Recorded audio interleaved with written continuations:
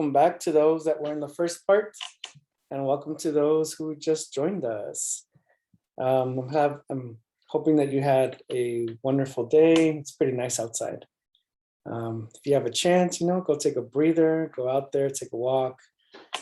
Find some way to find some time for yourselves and for your well-being. So thank you all for joining us. If you're able to come on camera, that would be great. I would love to see you all.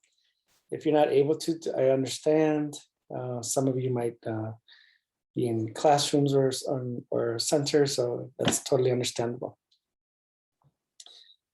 The first session that we were together, we talked about the connections that math has with exploration, investigation, and play.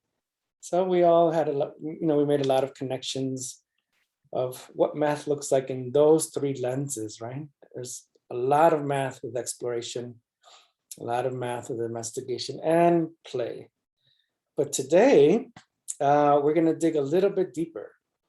Today, we're going to try to get into the planning process a little bit more, and then dive into what math grammar looks like. What does math content looks like? What are some language techniques we can use with math vocabulary to build children's vocabulary base?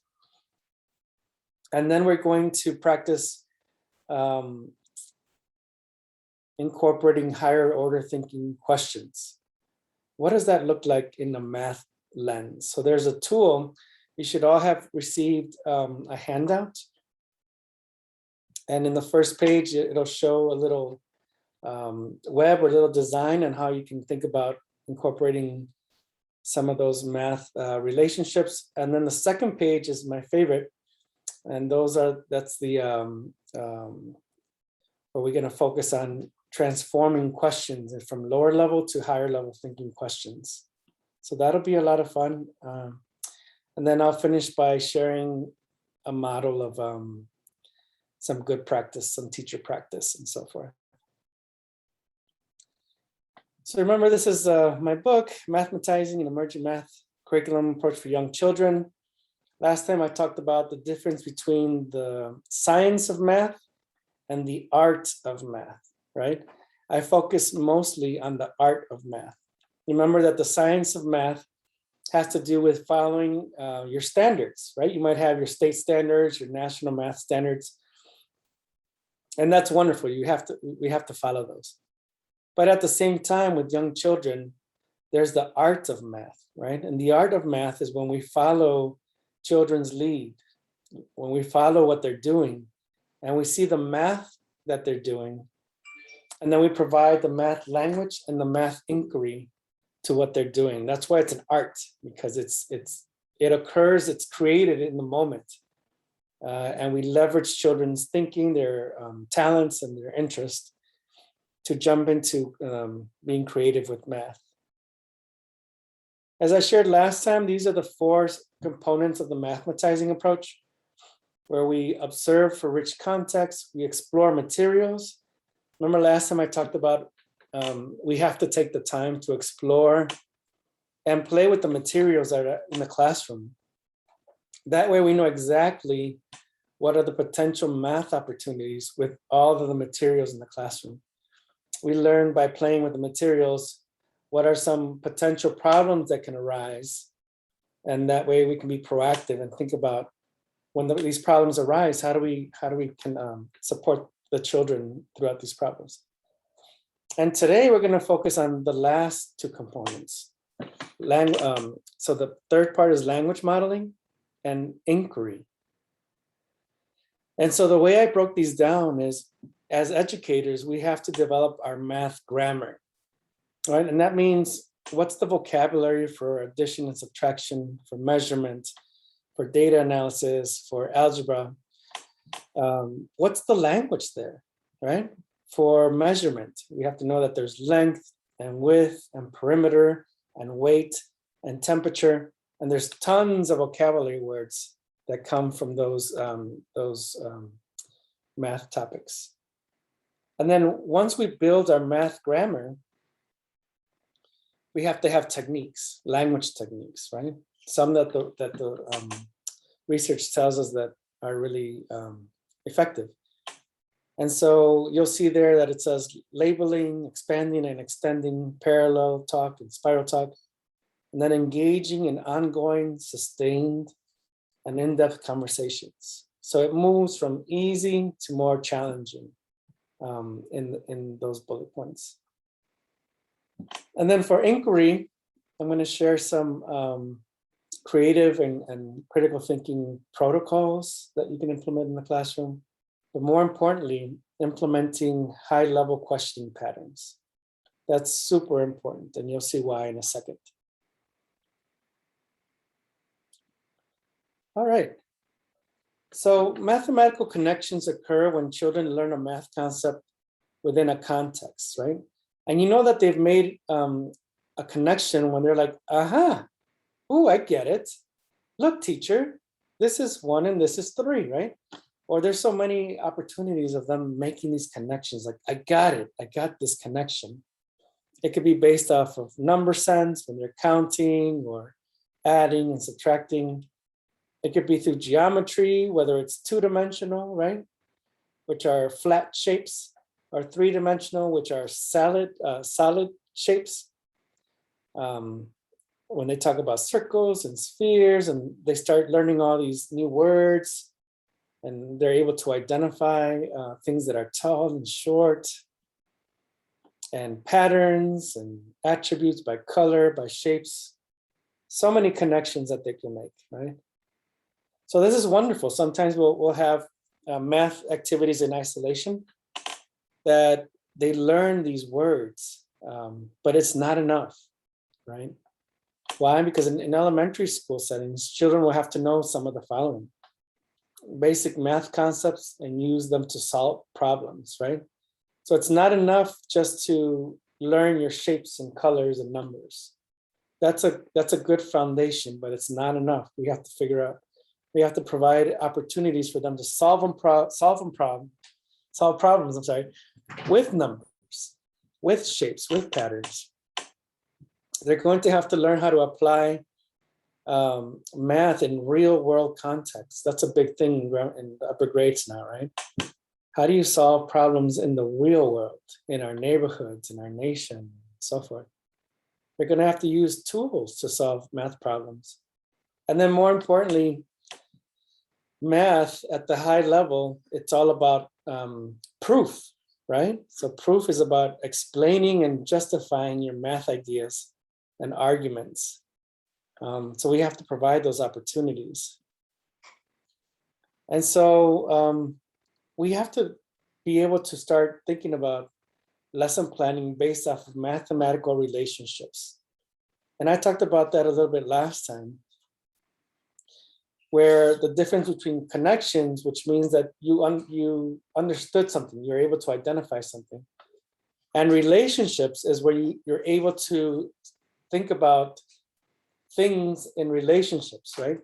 So when we do cooking, for example, today we might go home and we do some dinner. There's mathematical relationships that you're going to have to know in order to cook, right? A dash of this, a bit of that, a certain quantity of food, certain temperature, right?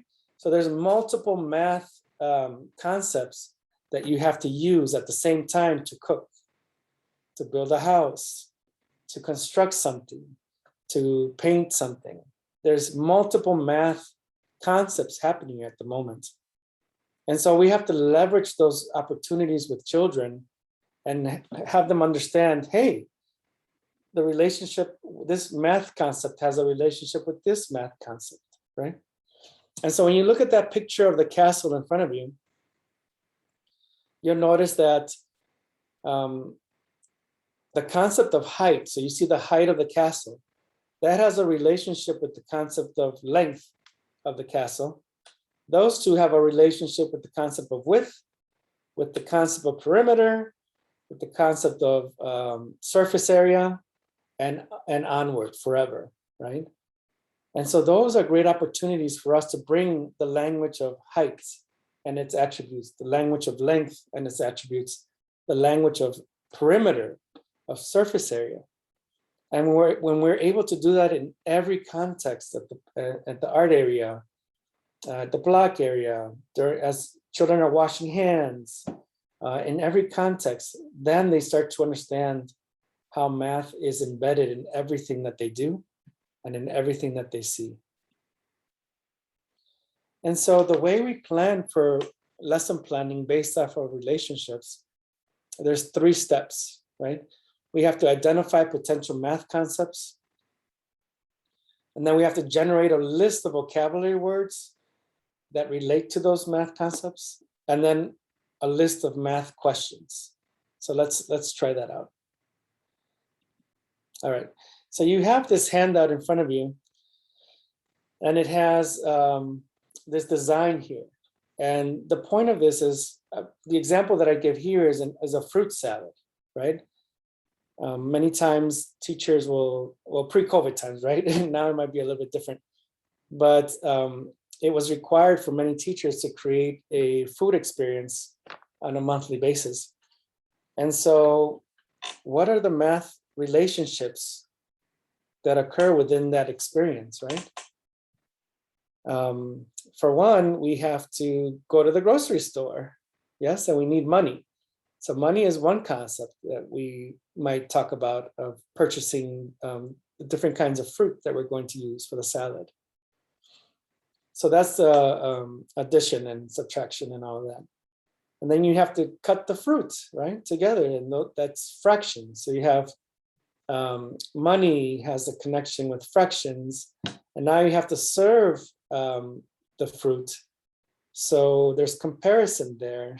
There's some algebra, because you have to break it up into patterns, right? A pattern of 4 plates, 4 cups, 4 forks, and so forth. The table setting. And so if we're able to mathematize the whole experience of creating a fruit salad, or building a castle, or drawing a picture, and if we do that all the time, then that's what mathematizing teachers do, to create a micro math culture in the classroom, where everything that they do is mathematized. And then the children learn to see the math and everything, to use math language, to think mathematically, and so forth. It's really exciting. And so when you choose your topic and you find the concepts, for each one of the concepts, I always mention that you should create about 5, it's up to you, but 5 to 8 key vocabulary words that you're going to use for that week. So the lead teacher, the assistant teacher, even the director might know that, hey, this week we're talking about money. And so throughout our interactions, we're going to use the words money, count, add, total, change, and so forth. You can bring in books that have to do with purchasing things. You can bring in menus for the dramatic play area. You can bring in fake money to the water table, or in other contexts as well. And we use this language often throughout the day. The following week, maybe we'll focus on fractions. And so now we're using words like fractions and wholes and half and more, pieces, many. And this happens on a weekly basis, where we choose intentionally, we choose key math words that are key vocabulary words that are going to allow the children to identify those concepts and use the language to think with, which is one of the goals for great interactions with children. So I'm going to share with you something, a little bit of research that I did with teachers in the past.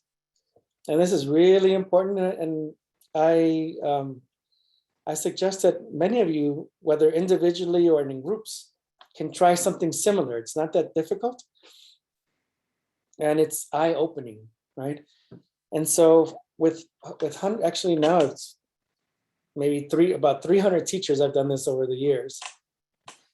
And so what we do is that we record our interactions with children for 10 minutes, just 10 minutes in the black area. And you can choose the area. You can choose any area that you want. And then we listen to the recording, we transcribe it, right? We write down all the questions that the teacher asked during those 10 minutes. And then we have the teacher graph, code the questions. And we're going to use the tool later on that I provided you on page 2. The teacher themselves, they graph the tools, the questions that they asked to see if they're higher level, lower level, the kinds of questions that they're asking. And they're also jotting down the kinds of math words they're using during that interaction.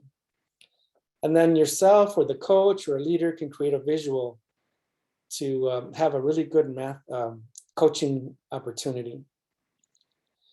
And so what occurred in this study is that at the lower level, once we transcribed and coded teachers' math language with children, we noticed that some of the teachers were using about 14 words during the 10-minute interaction. And this was the frequency. So if you notice, the words more was asked about 2 times, the word add was used once, top was used once, big was used about 3 times, and so forth. So notice the patterns there, right? 14 math words were used during those 10 minutes. And then the frequency of how many of those words were used were between 1 and 3, I would say.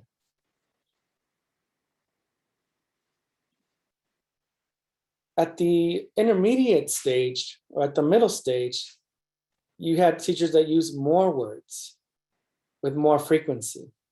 So in this case, this teacher used 39 math words within 10 minutes. And if you see the frequency, some of the words were above 10, right? So the word across and down were above 10. The word numbers and up and higher were at 10.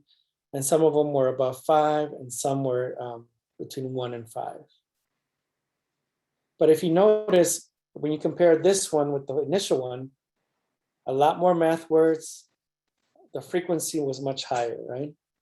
And that's something to take into account. And then at the proficient level, in 10 minutes, you had a teacher that provided about 49 different math words. And then you see the frequency, right? In some cases, it was about above 20. In some, it was about 15. And in some, above 10 and 5 and so forth. So what I'd like you to do right now in the chat, and remember that we try our best to be interactive, right? We're on Zoom, but we try our best to be interactive. Think about the 3 different charts that you see here. And what are the differences? And why do you think what do you think the outcomes for each situation is? So this is the novice teacher, only 10 minutes, okay? Intermediate for 10 minutes, and then proficient. Keep in mind that the proficient one happened after a professional learning community, after they finished the learning community over time, right? Over the school year, there was a long-term professional learning community. But write in the chat your thoughts about why you think that happened and what's the outcome, what's the impact that this has on the children. And I know last time we had a lot of participation, a lot of people were providing their perspectives, and that's what helped us. That's what helps us develop as educators.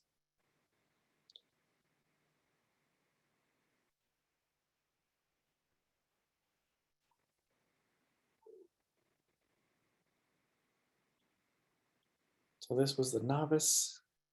Notice that there's 14 math words. The frequency was 24. In the middle, 39 math words with the 129 frequency. And then 49 different math words 316 words total?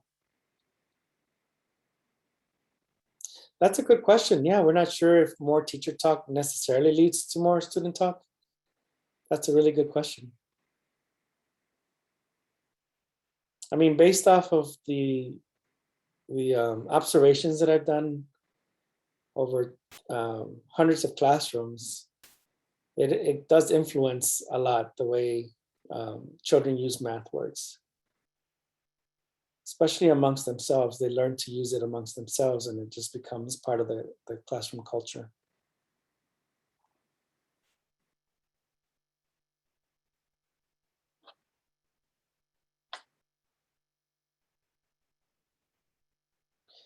Absolutely. The intermediate teacher had exposure to new information to be able to apply the skill of observing math language. Yes, that's it. That's a good some good feedback there. They may have been in a whole group setting where the teacher talked more. Yeah, because it was block play, it was a small group, but it wasn't a group setting that this occurred. And it was intentional. It doesn't have to be the block area. It could be any area that you choose.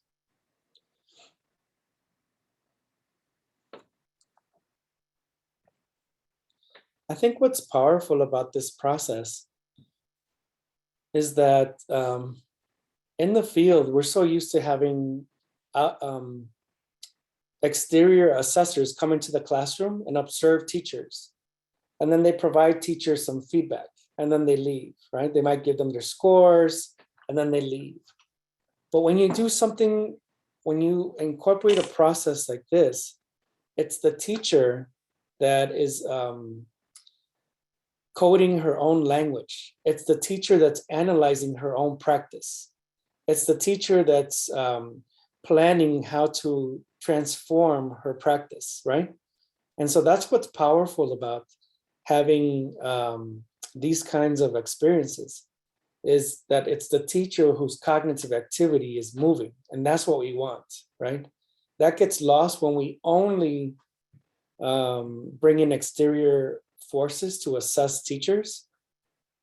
We, including those wonderful experiences, it's that we want the teachers to be able to build their analytical thinking and their curriculum design and have the authority or the autonomy to transform their own practices. Bolto says, it is teaching in the purest form when you are going with their own interests and you are making a social emotional impact as you value and encourage their work. Absolutely. Yes, thank you for sharing that. And before we move on, I want you to think about this first chart here. Think about this chart. This was just 10 minutes a day, right? So imagine that this chart is on the wall and then another 10 minutes, another 10 minutes, another 10 minutes throughout the day. So throughout your wall, you'd have this kind of a frequency against the wall. And then here, right, another frequency. And then here another. So in essence, you have 3 separate classrooms. And the frequency of the math language that's occurring is much different. And so what could happen is if we extrapolate the data, in this instance, let's say just 10 minutes a day, there's 248 days in the child care classroom. And if you in the teacher one total, the one that had a 330, if it's just 10 minutes a day for 248 days, that means that the teacher would have asked or used 81,840 math words that school year. Only 10 minutes a day, right? And the first example, the teacher that used 16 words times 248, that would be about 4,000 math words a school year. And so even though it's hypothetical, this is really happening in different classrooms, where in one classroom, more math words, the frequency, the amount of math words that are being used, total a lot more than in others. And if there's an 80,000 math word difference, just 10 minutes a day, that's going to have a huge impact on what children experience, right? Because now if you go beyond just 10 minutes a day, but if you mathematize your circle time, another 10 minutes. If you do 10 minutes in block area, 10 minutes in water play, 10 minutes in dramatic play area, this quadruples and it just keeps exponentially getting larger, right?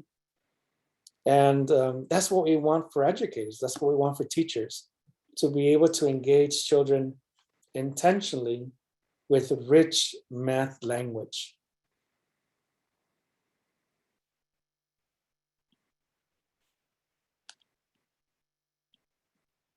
All right.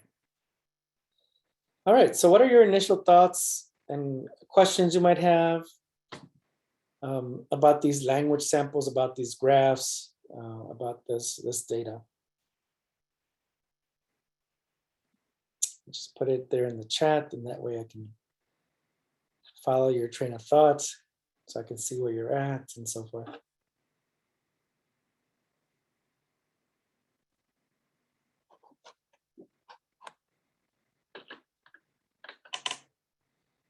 Thank you, Julie. Julie mentions it. Intentional is the key word. Yes, absolutely.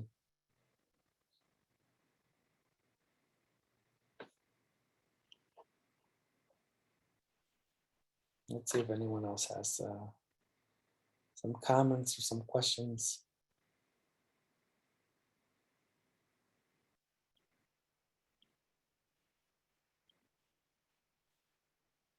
All right, Julie says she loves the data. Awesome. I was going to say intentionality too. Awesome, Brianna. And the data is, it's not that difficult. It's something that everyone can do on their own. You know, just you need a phone if you have that app, recording app, or if you have a little micro recorder, you can record that. It's a powerful tool though, you know, and it's self-transforming. And that's what I've loved about incorporating these kind of methods with the teachers, is that they feel empowered to transform their own practices without judgment. Julie mentions it provides evidence. Yes. And I think it has to be intentional and to use the correct math vocabulary words, even with the youngest children. Absolutely. All right, wonderful. So let's move forward. All right, so let's take a listen to some samples. One of a novice math language sample, one of a proficient.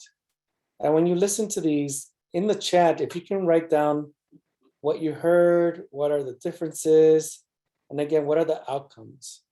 Now that this is the second session that we're together, I'm going to push a little bit to start thinking about outcomes and impact. That's super important in the process. Outcomes are short-term, like it happens now. Impact is long-term. This is going to impact them for a long period of time. So whenever you engage teachers or administrators, that should be part of the conversation. What are the outcomes and what's the impact, right? And we want to have a huge impact, and that way, and that's why the more we think about it that way, the more we're able to do some great things. Okay, so give me 1 second as I change screens and open this up here and share it. All right. And how they sleep. This is a dog.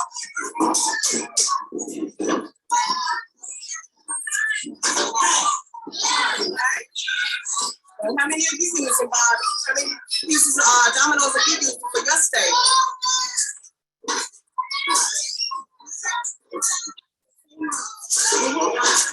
I like how you're building yours up. Okay, that's good.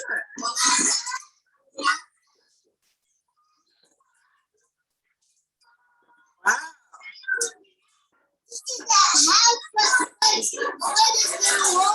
This is a house for the horse? Oh, for the little horse. Oh, okay. That's the baby horse? Okay.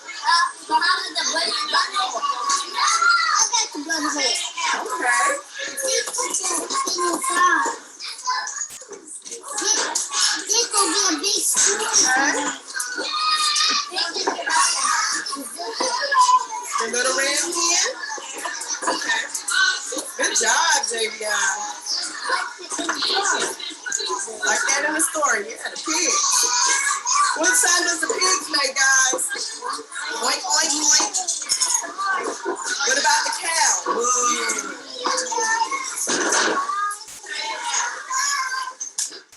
Okay. That's number one. Now let's listen to number two. 1 second.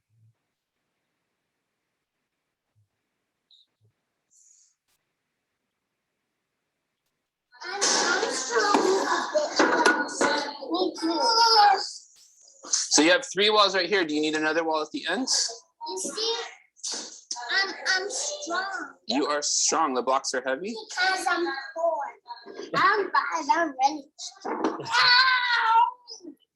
So you put the block on the ends, and it made it longer than it made that wall is longer than this side. Do you want them to make them the same length? Oh, that's a really long house, isn't it? I like how all the walls on this side are really long, and the wall on this side over here at the ends is much shorter, isn't it? Yeah. You need the shorter blocks? Okay.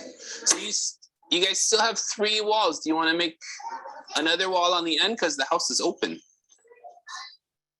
We want to lock it. You want to lock it? Yeah, Okay. we want to lock it now. Right? So now you're gonna make 4 walls for the house, Yeah. and then you're gonna build up to make it. You're gonna make a tall house. Okay. So that looks kind of short right now, doesn't it? Yeah, it's flat. Now let's do the vegetables. Well, do you want to? I It's will do the vegetables. truth. It's still really short. Do you want to build it up first, or do you want to put the vegetables inside? Okay. So you're gonna put vegetables inside. I'm gonna build that. And Valerie said she wants to work on the house. You're gonna build the house taller, and Truth is gonna put the vegetables on the inside. Or it looks like Truth, you want to add stuff to the house too? Okay. Okay.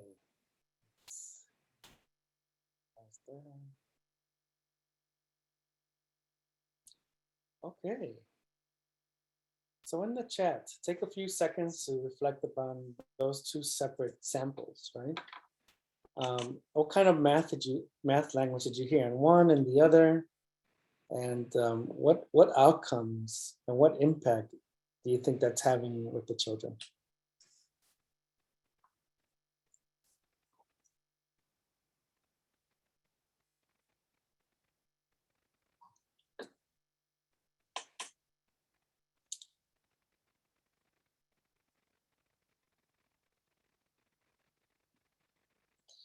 And we're a small group, so if you'd like to speak up, that's okay. You can unmute yourself and share your perspective.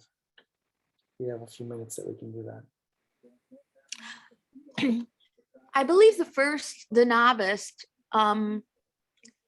didn't ask too many open-end questions, not allowing the children to talk more.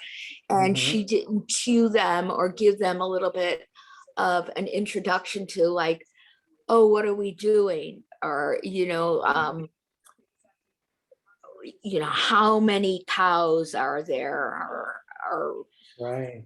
she asked about the animals' noises and that, when she could have incorporated a lot of things. Do they live in a big pen? Do they live in a small pen? But she's a novice, and I think later on that she would develop those skills. Absolutely. As teacher number 2, it was more of a calmer setting, and it was almost every other word that he utilized during the conversations were open-ended questions. And he would talk about, he would describe the buildings that they were making inside. Are you going to put the vegetables inside? Yes. Should we make it taller? Should we make it smaller? Oh my God, I'm strong. Oh, those blocks are heavy, aren't they? Yes, good catch. So he was more relaxed, like it was intentional, but Yes. it wasn't intentional. It was more natural. Yes, I love that. Therefore, allowing the students not to be threatened that, oh my God, he's asking me a question. Right. It was just a normal conversation. And I think the long-term effect is that these students will carry over the language in somehow during the day or weeks later. You'll hear them talking to each other, and you'll hear them reiterating some of the words that the teacher had talked about. And also at the appropriate time that those descriptions of the building is tall, we need to add, oh, let's put something inside the building You got or it. outside of the building, or how many pieces of fruit can we put inside or whatever.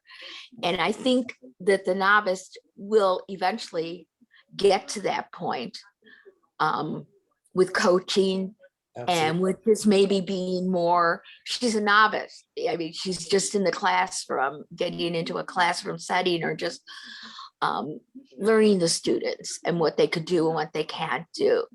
And then I think eventually her questions, her open-ended questions will become intentional, and therefore then become just like normal. I mean, just this is just what we ask when we're building or whatever. Yes, thank you, Rosemarie. That's wonderful analyzation there. I love it. Thank you so much for sharing. Oh, you're welcome. Absolutely. Actually, the novice teacher did get there. She became proficient after joining the professional learning community. And this was, and it's really important that we do this without judgment, right? It's just, this is where we're at now, and this is where we'd like to take you. And thank you, Sheila, Julie, Volto, and Cassie. They put some really good perspectives there. I like what Cassie said, that even in the first recording, the teacher did bring up a little bit of math, right? She did talk about the little horse as a baby horse, and made a few connections there. So that was good too. So there's always, and at some time she did follow the children's lead. It might not have been mathematizing, but that's still important, right? That the teacher is there and encouraging the children and so forth. In the second one, like you said, like Rosemarie mentioned, it's organic now. It's natural. And because we're following children's lead, it's respectful, right? It's respectful math. It's respectful conversations, because we're basing it off of children's, what's in their heart and their mind at the moment. And we know how important that is with early childhood, that we follow their lead and so forth. So thank you all for sharing your perspectives. And I hope that, it's just a little different way of seeing how important it is to intentionally provide math language in the classroom. So from here, there's one more graph I want to share with you. So what we thought after the research is that connectedness is critical. Connectedness is what really drove learning. So it wasn't the point of having 49 different words that improved the learning. It was the key vocabulary words. You see the top 10 right there. So if you look at those words, it says on, top, tall, add, triangle, counting, upside, now, long, short, more. So when we're building with blocks and when we're focusing on height, there's always going to be like some key vocabulary words that have to do with height. If this wasn't block play and this was the water table play, let's say, then you would have the key vocabulary words would be half, full, empty, more, up, down, right? Those are the words that connect to the concept of volume. And so those are the most important thing that we got out of this research is use key vocabulary words based on the work that the children are doing at the moment, because they're looking at it, they're exploring it, they're investigating it. And so they'll be able to make connections between the language that you're giving and the concept that they're exploring more than if you just use 1,000 words, let's say, right? Like a whole bunch of words. You can use a lot of words. It doesn't necessarily mean that it's going to be connected to their hearts. And so that's why I love to share, to say, hey, what are the top 5 or 10 key vocabulary words that you're going to use this whole week with the children in different areas? All right. And so that was a little bit about the vocabulary words, right? Why it's so important to use math language, key vocabulary words. But those have to go hand in hand with language techniques. Okay. Language techniques are research-based concepts that if you use them, research says that the children will pick it up. They'll pick up these words. And so the first one is called labeling language. That's the simplest way for children to learn new words, right? And it's basically just labeling what they see, labeling the objects. If they see a tree, say tree. If you see a ball, say ball. If it's a truck, say truck. And what's interesting, when we coded and extrapolated the data from all the words that were being used, what's interesting is that teachers in the beginning use more demonstrative pronouns than actual nouns to talk to the children. And we do that because we're such a fast-paced society, right? So for example, if I say, Brianna, right? You're here in the Zoom with us. Do you like that? Do you see this? What about that one, right? I'm pretty sure you'll be able to say, oh yes, I like that one. And I see that one, right? But I didn't label. I used demonstrative pronouns, this, that, those. And so the opportunity for a young child to learn actual words gets lost when we use too many demonstrative pronouns, right? And so we have to be able to label. In other words, label what the children are using, observing, seeing, and so forth. Give them the word for it. And that's the easiest way to obtain words, keywords. The next one is expanding and extending language, right? And so, especially with infants and toddlers and with children, dual language learners, we have to be able to finish the sentences for them. Finish the sentences for them. And so expanding finishes the sentence. So if a child says ball, go, right?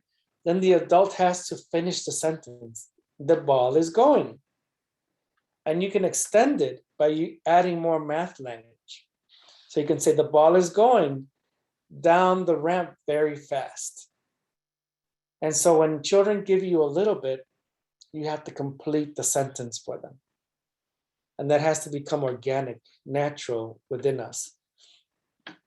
And when we practice extending, then we add math language to it, right?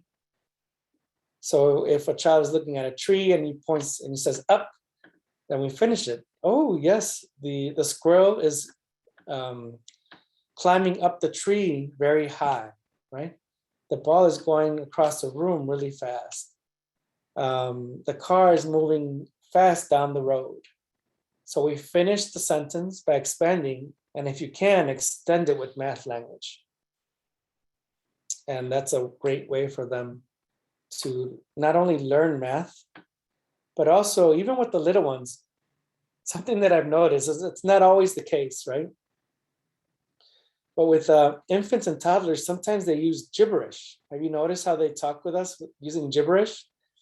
The teachers that use long sentences have children that use long amounts of gibberish. Like the teacher, you use a long sentence and you hear the child just blah, blah, blah, blah, blah, blah. And it's literally for seconds long. And it's amazing because the way they're listening to you is they're following your sound patterns. And eventually those turn into words, right? But I just find it so amazing when the children follow the sound patterns that the adults provide. And it's just a fascinating observation. The third one is called parallel talk, and that one's pretty famous out there. And that one it's also called the sportscaster approach, right? Where you're a sportscaster and you're announcing everything the children are doing. So you're stacking all the blocks up very high. You're pushing the large truck across the floor with so much force. And because we're giving them the language of what they're doing, it's another effective way for them to acquire language, because you're giving them the language over and over based off of what they're doing. And then the more challenging one, I call spiral talking. And this coincides with the connectedness graph that I shared with you earlier. And for this one, I say, use a key word 10 to 20 times within the context of what a child is doing. So for example, if I want a child to learn the word add, right? I want them to learn the word add, and I want them to learn how to use it.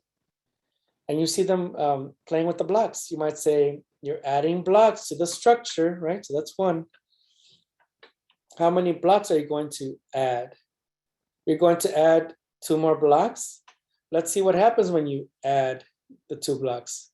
Why did the tower fall when you added the 2 blocks? You see that?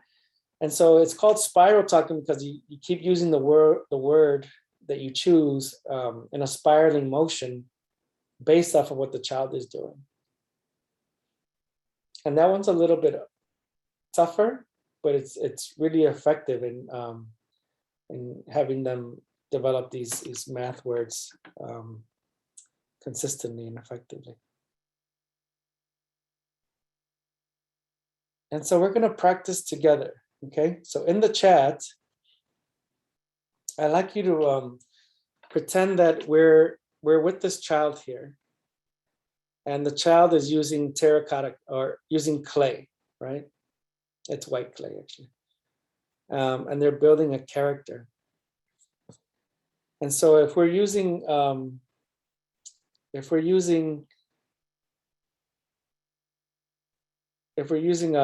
spiral, let's just parallel talk, okay? Parallel talk is you being a sportscaster. You're saying everything that the child is doing. So write down what you would tell the child as he's creating his character. Okay, let's practice parallel talk.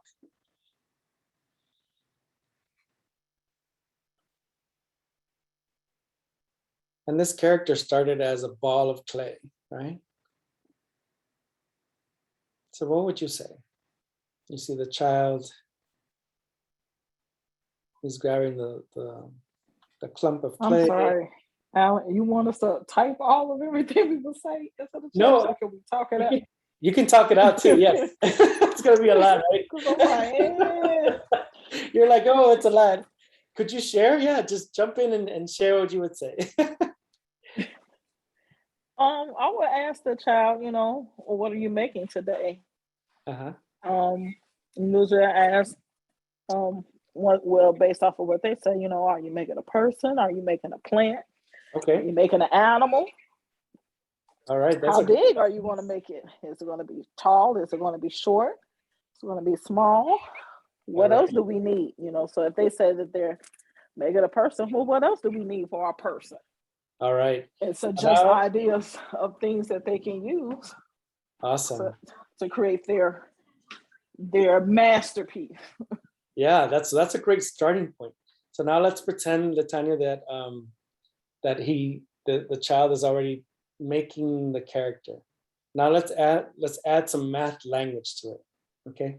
And I can see our colleagues are adding some things there. So Cassie says, I see that you have stacked 3 balls on top of each other to make the body. So that's a good math sentence there.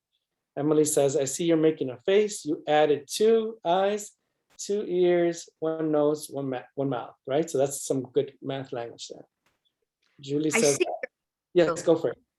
I see you're using a ball. It almost looks like a circle. I see you have stacked your balls on top of each other. Excellent. One looks bigger than the other. the top one looks the smallest, the bottom looks the most largest. All right, so let's pause there. That's excellent. So you see how Latanya started us off with some really good open-ended questions to see where the child wanted to go.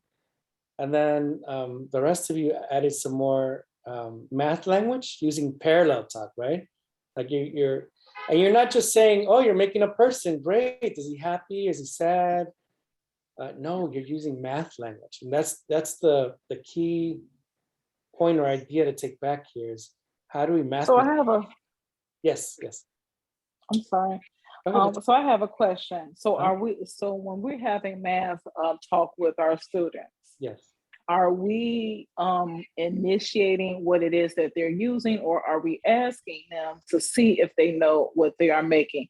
So like she just asked, I see you're using a ball. Mm-hmm. You wouldn't ask them, oh, well, what shape is that you made, or how many did you use?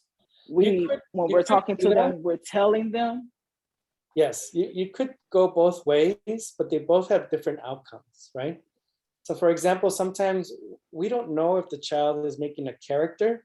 We don't know what he's doing. So we leave it open-ended, right? And when we use math words, for example, what the example that she provided, she said, oh, I see that you're stacking some pieces on top. So we didn't say, oh, you're making your mother or father or brother or sister or whatever. We're just using math to describe the structure that he's making. I don't know if that answered your question, Latanya. But there's so many opportunities, right? So I would say like, oh, you grabbed a piece. Now you're adding two pieces on the side of your structure. Look how much taller it's getting. I wonder how much taller it's going to get. Oh, I see. Look, it's almost 12 inches high or tall. Are you going to make it any taller? Can you tell me more about? And if he says, oh, this is my mommy, my brother, whatever. Oh, I see. And then you can do some comparisons, right? So mathematizing can occur at all times, the beginning, the middle, or at the end of the interaction. And so the point is, yeah, you have these language techniques that you can use to support children's learning. We just have to learn the technique and the math grammar to use with the technique. And that's the whole point of this part, is to get to know more of the math concepts and the language techniques together. And we incorporate these methods everywhere in the classroom. So thank you for sharing that. That was really good. Thank you all for sharing your perspective. And so I'm going to move us on to the inquiry part, because it's almost 5 o'clock. I can't believe it. And this is one of my favorite parts. This is the most challenging one for us, but it's the one that has the most benefits. So what I'd like you to do is to take out your, oops, let me change screens real quick. If you can take out this sheet here, the question patterns chart that we shared with you. This is the one that you're going to use to do your little own research on yourself or with your colleagues, or if it's your center, you can do this for every teacher or for every classroom.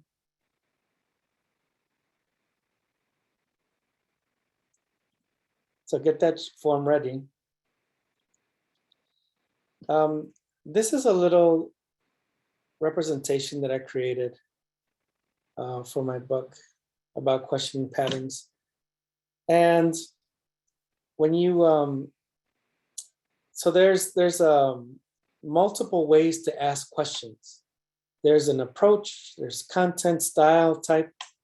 And when you use these different kinds of questions, you allow children to construct knowledge, to develop creatively or critically, and to promote cognitive conflict. That's what inquiry is all about. Inquiry is about getting the cognitive activity of the children to be challenged, to be active. And if we only focus on basic skills, this component of learning is lost. Because if we only learn shapes, colors, letters, that's all memory based. So you're not really thinking critically about that, right? And so we have to be able to ask questions that are based off of higher order level thinking. Okay. And so when you look here, there's 4 different columns. Okay, so follow with me. And remember when I said that you can record yourselves for 10 minutes? So in the first study, we recorded ourselves for 10 minutes and we coded for the kinds of math words we were using. In this study, we transcribed only the questions that the teachers were asking the children. So only the questions, right? And so when you look in the first column is the number line, and that corresponds to what the first question, the second question that was asked, third, and so forth. The second column is the questioning approach. So this is fundamental because every question that you ask falls into one of these 3 categories. Is the question that you're asking a teacher-directed question, a teacher-guided question, or a child-centered question? And so, for example, a teacher-directed question basically asks a memory-based question, right? So if I say, let's see. So if I say, Sheila, how many fingers am I showing in the screen? You would say 3, right? She said 3 right away. She didn't have to think that much. You get it? That was a teacher-directed question. I just wanted to know what Sheila knew. So the cognitive activity in that question was mainly on me, okay? I did all the thinking. I came up with the question, and the child responded based off of what they already know. Teacher-guided is now a scaffolding question. A teacher-guided question, the cognitive activity is 50-50, almost, right, around there. 50% of the question is on the cognitive activities on the teacher side, and 50% is on the child side. And teacher-guided questions guide children to the answer of something without giving them the answer. So one example is the child that builds a tower with blocks and it keeps falling down, right? We always have those kids. That's normal. We build it up and it's going to topple down, right? And when we look at the problem as adults, we know that it's usually on the bottom, something's not aligned. It's not the balancing, because balancing is science. It's alignment. There's a certain block that's either loose or not aligned to the rest of them. And so we ask a question, hey, I wonder if you look at the bottom, if you look at the alignment at the bottom of your tower, could you find the problem that's causing the castle to topple over? So I didn't give the child the answer, but I gave them a clue. And those are teacher-guided questions. You guide them to the truth of something without giving them the answer. And then you have child-centered questions. And those we want to get to, those are the ones we want to target, right? Child-centered questions are questions that most of the cognitive activity is on the child side, okay? So if I were to say, hey, Brianna, how would you solve the problem that the tower keeps falling, right? And now what I've done is I didn't give Brianna a clue. All the cognitive activity is on the child side. And so when we're able to record our conversations with children, our interactions, and then we code our questions, if you look at the sample here, you'll see on row number 1, the first question that was asked was teacher directed. You see that on that cell here? Teacher directed. Under questioning content, it was an algebra question, so it must have been patterns. The questioning type was closed-ended question. And then the questioning style was attention focusing. And we do that for every question that the teacher asks. Okay. And so the questioning approach is how you're approaching the inquiry with the children. Is the cognitive activity mostly on me? Is it equally distributed? Or is it on the child side, right? We want a nice balance, okay? Because there were some cases where teachers in 10 minutes, they asked 60 questions, like a lot of questions, but they were all teacher-directed questions. And what that does is that it only targets memory-based learning, and that's lower level thinking. Now that's important, but it just can't be the only thing that they can experience, because that builds that's educational inequity. Right? We build an educational inequity when we don't provide children with high quality questioning approaches. In the third column, it's questioning content. And it's very simple. Is it a math question or not, right? Is it a math question that talks about numbers and operations, geometry, algebra, measurement, or data analysis? You'd be surprised that in the beginning, right? Some of the conversations, they talked about Chuck E. Cheese, going to Chuck E. Cheese and having a birthday party and going to a friend's house.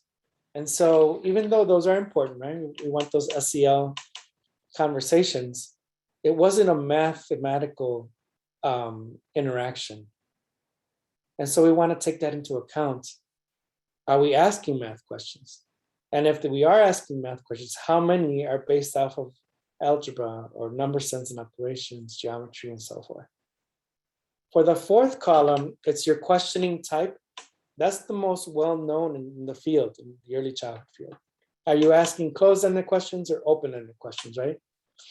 Closed-ended questions have two things.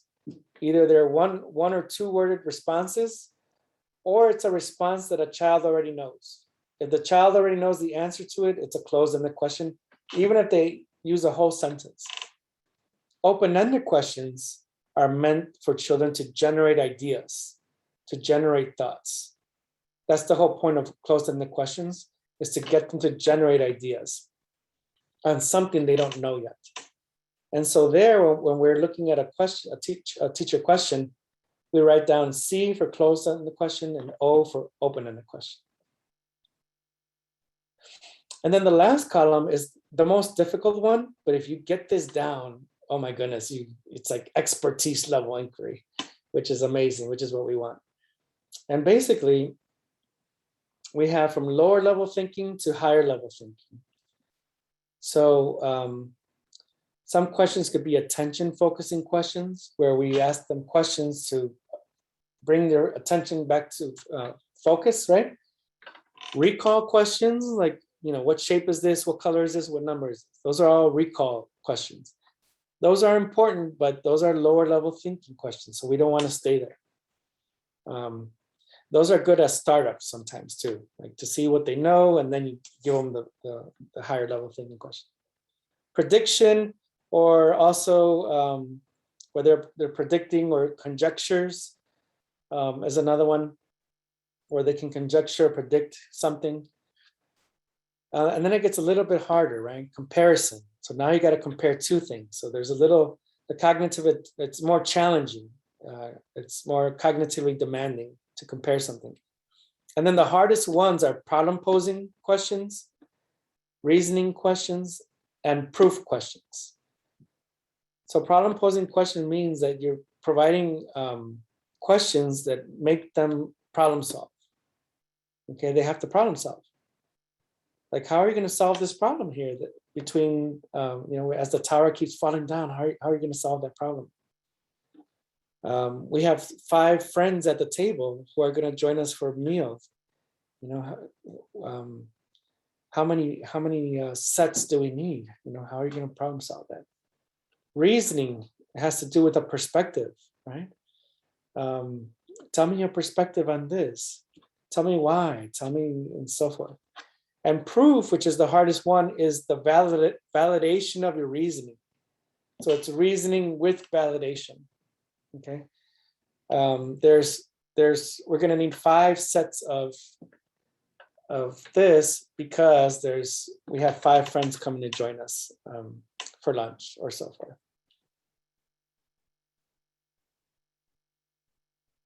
Okay. And so what we want to do together is I'd like you to use the form that we provided you. And you're going to code 3 of these questions here, the first 3. We can do the first one together, actually. And so it says, should we make the road straight or should we make it curvy, right? So when you look at your chart, what you can bring it up on the chat, or if you want to share, you can unmute too. What kind of a questioning approach is this? Is it a teacher-directed question, teacher-guided, or child-centered question? Should we make the road straight or should we make the road curvy? Teacher-guided. Teacher-guided. Why do you think it's teacher-guided? What is it guiding the child to? It's guiding the child to make a decision whether or not to make the road straight or make it curvy. So she's providing them with 2 choices so that they could think, okay, are we going to make it curvy or are we going to make it straight? She already gave them the choices. Okay. Well, So we'll now- see. Thank you for sharing. I think. You know I what? think. all of these, if you switch one word, it turns to the other. So there is no really wrong answer, kind of. It's a switch of a word and it changes to teacher directed, a switch of a word. Oh, turns it could to be something. teacher directed though. Yes, it can be. She said, should we make? Yes. Should we make? You're right. Yeah, it could be teacher directed. Yes, it can. Wonderful. I'm glad you caught that, right? Yeah. That's why we want to have these conversations with us, right? But especially with each other.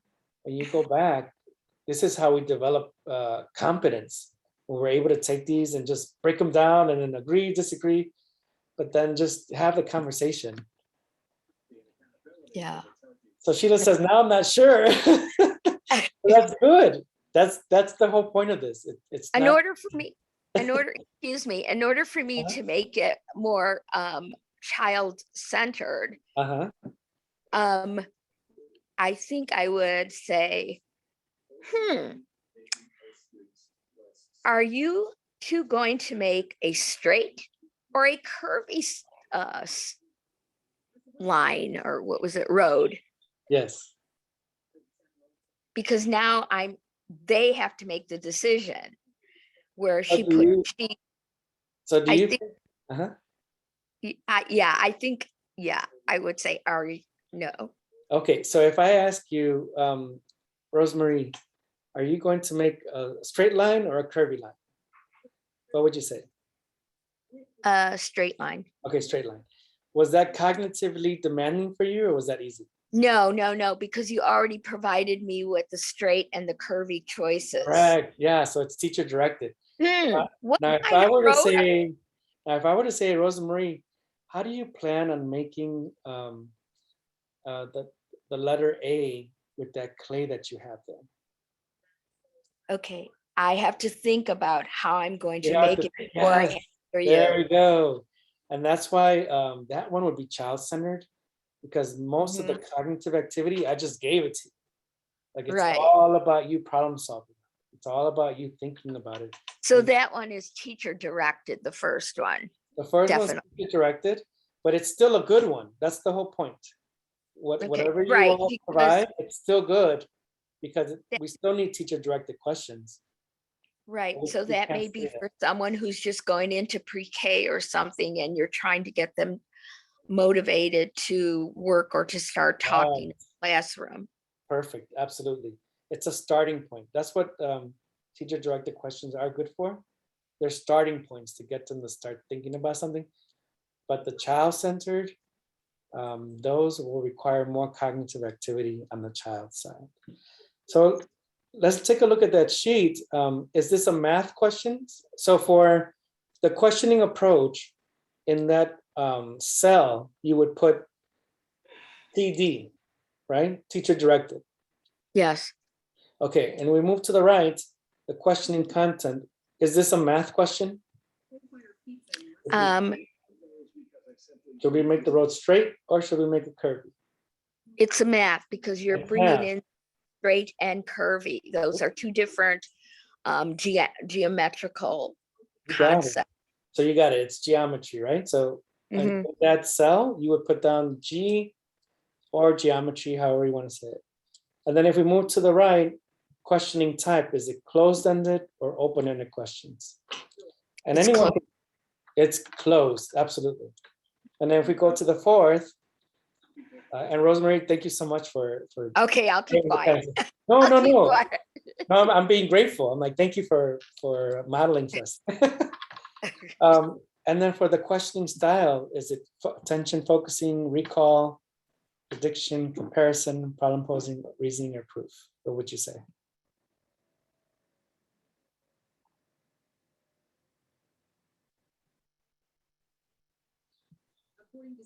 Remember I told you that one was tougher? That column is tougher. And when we're able to practice it, we get really good at asking these questions. So at this point, because I'm saying, should we make this road straight? Like I'm pointing to you, I'm pointing to the child about this road, right? So I'm focusing their attention to the road. You all see that? And so that would be an attention focusing question because all you're doing right there is focusing them on the road. We can follow it up with a reasoning question to say, why did you choose to create a curvy road, right? And that would be reasoning. And then if you say, and how do you think you're going to be able to make that with the clay? That's problem posing. And so this is a good starting point for number one, because you want to focus their attention on what they're going to do. And then little by little, you want to ask higher level thinking questions, middle ones, lower ones. So it's almost like a wave, a wave of beautiful crafted questions that you're providing the children throughout their creation. All right, so now everyone, if you can, let's do number two together, and then we're going to move forward because it's already 5:12. But I hope you're getting a lot from this interaction. So the second one, I'm going to ask column by column, okay? So it says, how many cars are we going to put on this road? So what kind of approach did we use there? Is it teacher directed, teacher guided, or child centered? How many cars are we going to put on this road? So if I were to ask you directly, how many cars are you going to put on this road? Is that a teacher directed?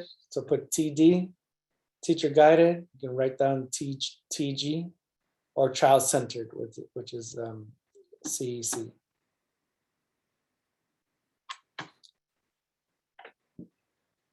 So Latanya says child centered. Okay. Let's see, anyone else?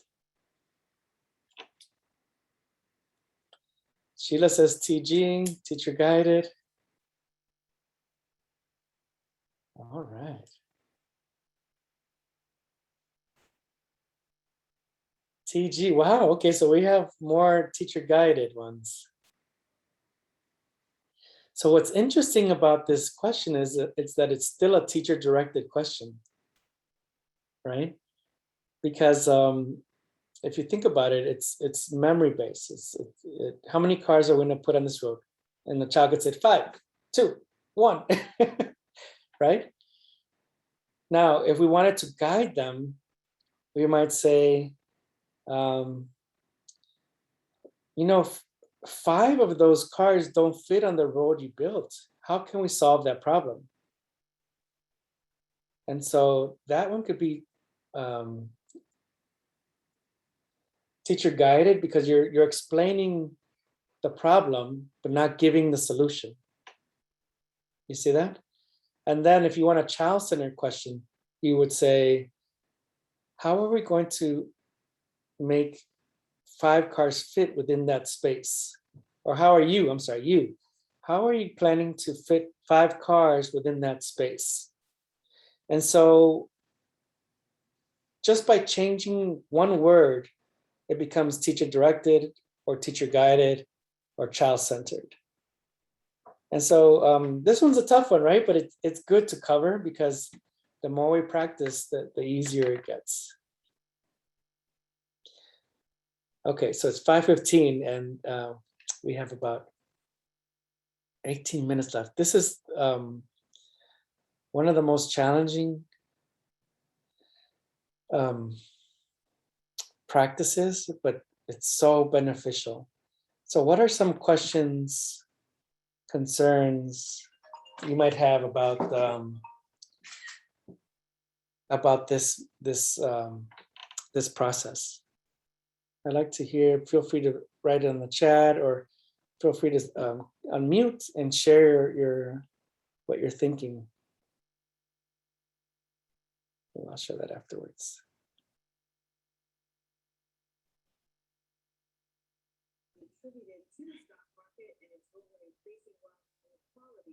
I'm going to talk out loud. All right. I think just becoming, as you use the word, organic, in thinking about focusing on the questions that we ask the children and what our initial outcomes are and what we want to, what our grand or what our large term goal is, Yes. So I think just practicing and just being more cognizant of ourselves and how we're talking with the children during activity. Absolutely. Because that's where the learning is. It's play. We're the facilitators, and we don't need that many materials, but we need to utilize ourselves and the children in the process of learning. I love it. More so than worrying about what materials we have. Absolutely. They're both important, but you're right. It doesn't matter what kind of materials you have. Sometimes if the inquiry is so important. Materials, of course, it provides the opportunity for a certain style of thinking, but the inquiry that you provide is so foundational. Absolutely. And if you see this chart, what happens when you code your own questions, right? When you have a teacher and maybe she asks 10 questions or 20 questions, and you code for the approach, for the content, for the type and style. I call this the questioning patterns chart because eventually, when you code all the way down, you're going to see patterns. And that's the big eye opener here, is that you're going to see the kind of approach that you used. And if you used all teacher-directed questions, that's going to tell you, oh, I wonder how I can transform my questioning approach the next time I engage the children, right? When you look at the content, you might see if you're actually having a math inquiry experience, or just the basic, or just general, right? Like some of the teachers had 60 questions in 10 minutes and no math questions. No math questions. Same thing with type, is it all closed-ended questions? With some teachers did have all closed-ended questions. And then with questioning style, a lot of teachers did have only attention focusing and recall questions. But the good news is that over time, and as they collaborated with each other, as they recorded, and as they reflected and analyzed, they transformed their own practices. And they became these highly rich inquiry-based educators that were able to ask questions at will, right? And that's what's awesome. That's what we want, where any of us can go to any setting in the classroom and ask great questions and follow the children's lead and build their knowledge base, their thinking, to the point where now they'll start using the same questions on us, the same questions with each other, and it just becomes this inquiry-based culture in the classroom. I think that this concept could work across the board. Oh yeah. With literacy. Oh yes. with Absolutely. everything. I think it could, because Yes, we're talking about language and the teacher's skills. you got it. And I do believe that as one continues to practice, one develops those skills, and then they become, as you use the word, organic. Absolutely. And I have one of these charts for every content area, for science, for literacy, for social emotional. You can do it yourself, just change the wording there. But the approach, the content, the type, and the style remain the same across. Well, just the content changes, right? You would, for Mhm. literacy, you would have different literacy components there, depending on Right. what you're focused on. But it does transfer across all content areas.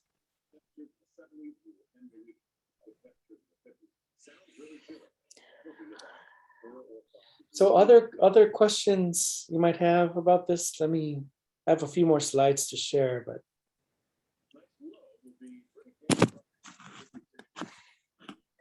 this is remember I was sharing how in every professional learning community I facilitate, I do a pre and a post assessment. And so exactly the same thing that we just covered right now, how we coded those questions, the teachers do that as well. And so the ones in red are the pre-assessment. So they coded their own questions, and then I gathered them all and then extrapolated the data.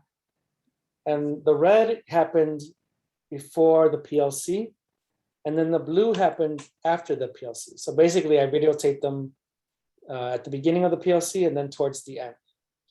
And so if you notice, out of 20 teachers in this study, they asked 721 attention focusing questions in 10 minutes.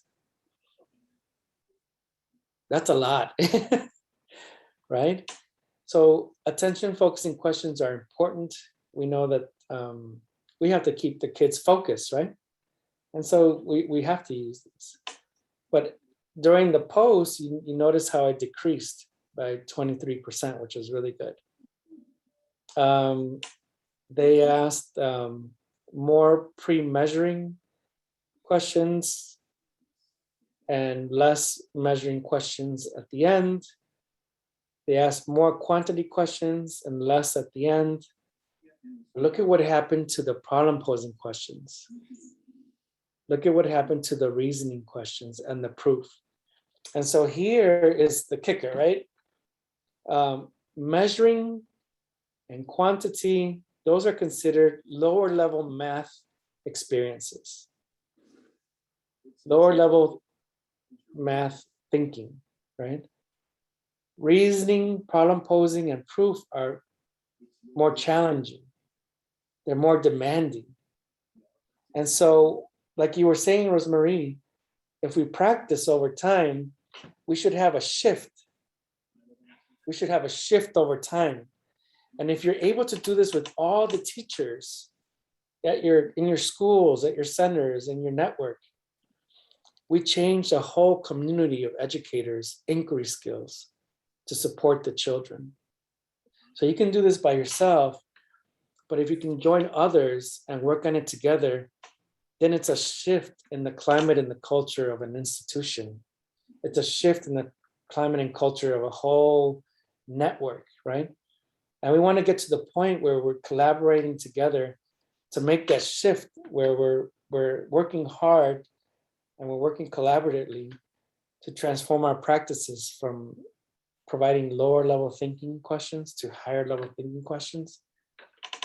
And hopefully with that, there would be great outcomes and impact for the children that we serve.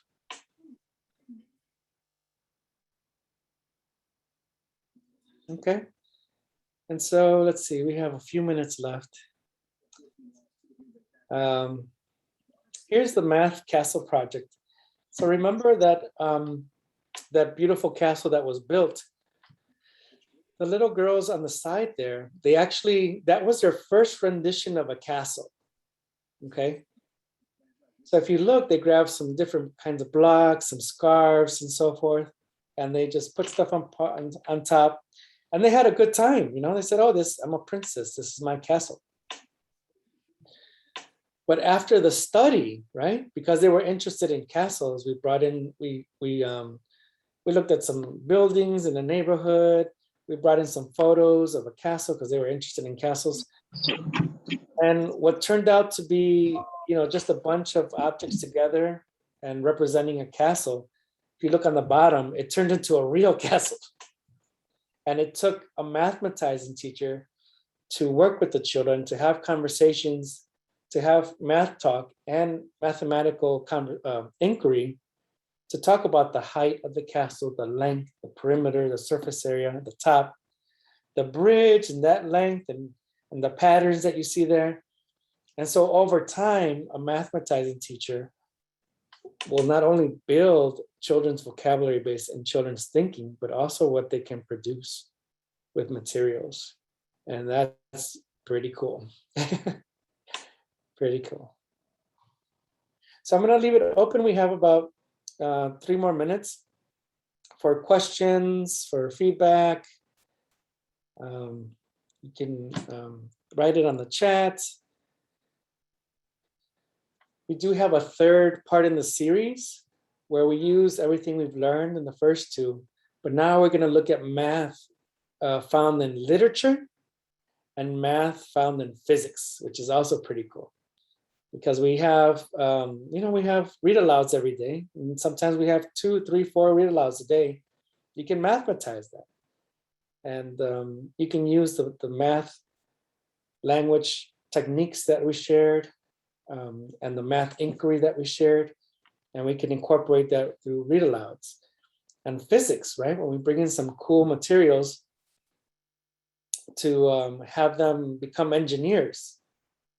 And engineering has to do with structure and function, right? That's another opportunity to mathematize. So it's pretty cool stuff. So I see Sheila says, she wrote down, having the whole school community buy-in is so important. I love that. Yes, think about it. Sometimes one of the inequities that happens in the field is that teachers are left to fend for themselves for good PD.